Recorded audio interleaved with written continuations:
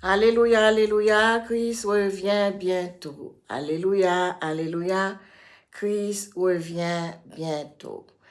Je vous salue dans ce précieux nom, le nom de Christ, le nom de Jésus-Christ, le nom merveilleux, le nom qui fait de grands prodiges. Eh bien, je vous salue dans ce précieux nom. Que ce nom soit pour vous, soit pour moi, soit pour nous, une tour forte. Que ce nom soit notre protection. Cachons-nous sous ce nom. Cachons-nous sous ce nom.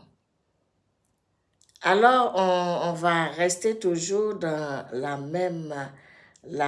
même sujet et la même idée sur le temps.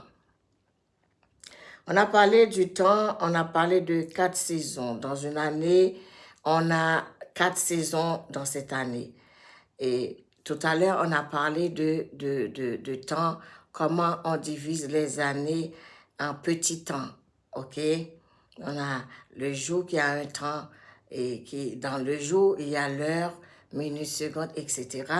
Et maintenant, on va parler dans cette même année, il y a 4 saisons dans cette même année. On a dit que les 4 saisons, c'est le printemps, l'été, l'automne et l'hiver. Le printemps, l'été, l'automne et l'hiver. Pendant qu'il y a ces 4 saisons dans cette année, et c'est pareil que nous. C'est pour cela, le songe de Nebuchadnezzar, David lui a dit qu'il faut compter, diviser. Non, c'est le songe de Nebuchadnezzar. David lui a expliqué comment est ce songe. Ce songe, c'était l'application, c'est l'enseignement du temps dans la vie de Nebuchadnezzar. OK? Eh bien, dans notre vie aussi, il y a 4 saisons. Il y a des saisons dans notre vie.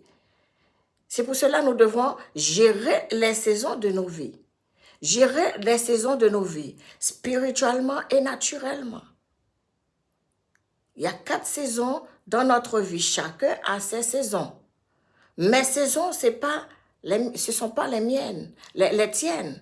Les tiennes, ce ne sont pas les siennes. Chacun a ses saisons. Chacun vit de ses saisons. Saisons dans la vie. Et dans l'année, même dans chaque année, il y a des saisons naturelles et spirituelles pour nous.